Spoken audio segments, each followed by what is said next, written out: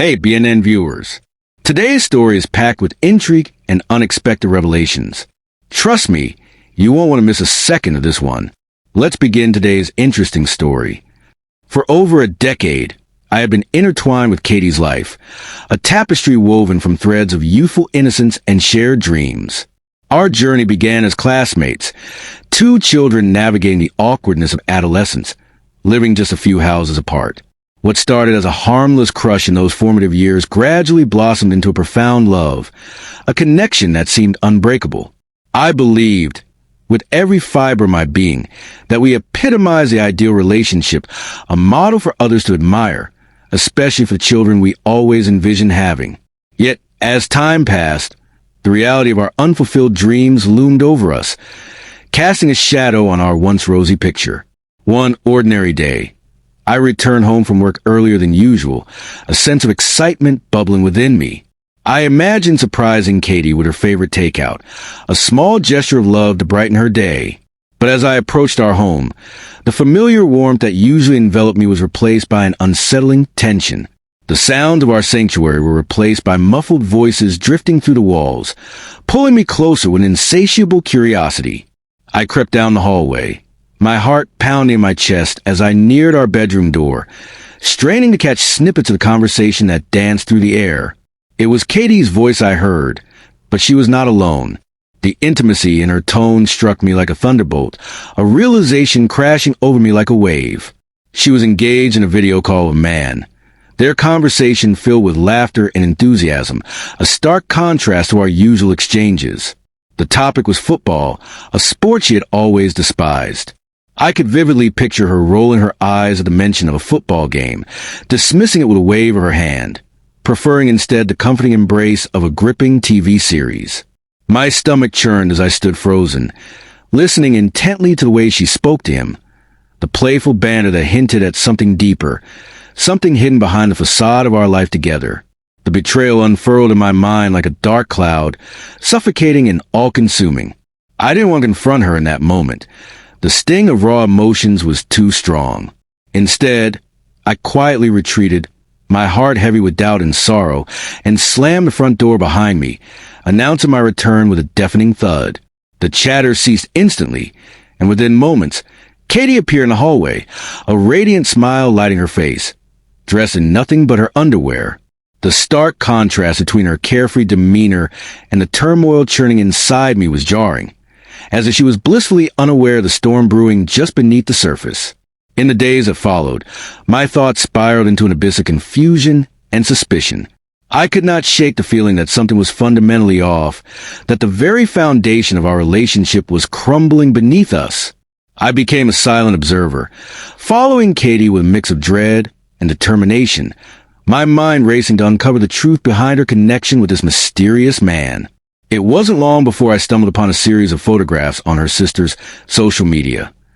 Images from a visit Katie had made to the countryside a few months prior. She had called me then, expressing boredom, and shared pictures of grilling kebabs under the sun, laughter echoing through the air. Yet, the photographs I found were different. In the background stood a man, a football enthusiast whose presence sent a chill down my spine. A gnawing realization settled in my gut. This was a man who had ignited a spark in Katie, a flame that had begun to flicker dangerously close to our shared life. With a heavy heart, I realized it was time to confront her. The moment arrived, charged with tension, as I took a deep breath and cut straight to the chase. The truth spilled forth like a dam breaking, and our argument erupted with the fury of a summer storm. I demanded she leave our home, the very thought of her sharing our sacred space with someone else unbearable. Katie immediately began apologizing, her words tumbling over one another in a frantic attempt to convey remorse, but I found no solace in her pleas. The betrayal felt like a wound too deep to heal with mere words. As she collapsed to the floor, emotions overwhelming her, I felt a flicker of uncertainty. She clutched her hair, trembling with despair, and then, as if the weight of her guilt had become too much to bear, she let out a loud, frantic scream that echoed through the empty hallways of our home. In that moment, I felt a pang of fear, a primal instinct urging me to step back. Yet, I quickly shook it off, steeling myself against a whirlwind of emotions. Katie didn't rise. Instead, she slid down the wall, sobbing uncontrollably, her vulnerability laid bare before me. I moved toward her, gently grasping her elbows to help her up, but the regret etched on her face was a sight I could hardly bear. "I'm sorry," she whispered, her voice shaky, the weight of her guilt palpable. She paused, as if searching for the right words, and repeated, "I'm sorry," this time louder, her desperation spilling into the air like a plea for redemption. But I was done. I had reached my breaking point. "Shut up," I barked, unable to stomach any more of her apologies or excuses. What was there to forgive?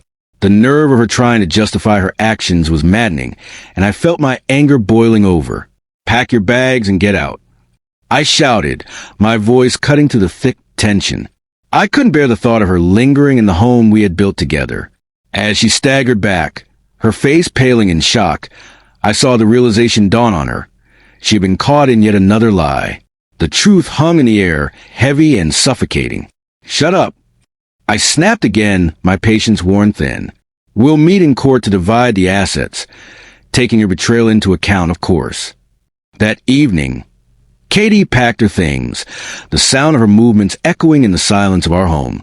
She walked out, leaving me enveloped in a suffocating solitude, the echoes of her tears haunting my thoughts. A week later, I received a desperate text from her, a crying message asking me to bring her clothes to her sister's place in the countryside. I knew I couldn't let it go. There was unfinished business, a need to reclaim my dignity. So, I steeled myself, got into my car, and drove the 200 kilometers to confront the remnants of our shattered relationship. When I arrived at her sister's house, the reality hit me hard. I parked and sat in my car, the engine idling, as I reflected on the absurdity of the situation. It was one thing to try to do something good for her, but it was another to humiliate myself by parking right under her windows. My mind raced with thoughts of betrayal and loss as I waited, and finally, she emerged, suitcase in hand, her new life trailing behind her like a shadow. With a swift motion, I opened the trunk of my car and took out her suitcase. As I approached her, I couldn't suppress a smirk at the absurdity of the moment. In a fit of frustration, I accidentally dropped it, the suitcase splashing into a puddle, but at that point, I didn't care. I opened the back door and began to dump the contents of the suitcase onto the grass, treating her belongings as if they were mere trash. With that, I closed the trunk, got back in my car, and drove away, the finality of my actions washing over me like a cleansing wave. That was the end of that chapter, a painful yet necessary conclusion to a story that had devolved into chaos. It wasn't long before the remnants of our relationship collapsed entirely. I wasn't surprised. How could I be? Our lives had been intertwined for so long. Yet it felt as if we had only shared a car over the years while I had given the apartment we cherished to my mother. The apartment, inherited from my grandmother, now stood as a testament to my past, a place where I could reclaim my identity. 6 months later, Katie attempted to reinsert herself into my life, desperate to patch the pieces she had shattered. But as the saying goes, a holy place is never truly empty. I had quickly added her and her family to my blacklist, a decision born from the depths of my betrayal. Her actions had cost her everything, her family, her future with me. Yet, in that loss, I found my freedom, the liberation to turn the page and begin anew. The best part of this painful transformation was the realization that I could finally embrace the possibility of becoming a father, a dream I had once held close but had been overshadowed by the darkness of betrayal. With every step I took away from Katie, I felt the weight of my past lifting, allowing me to move forward into a future filled with hope and the promise of a new beginning.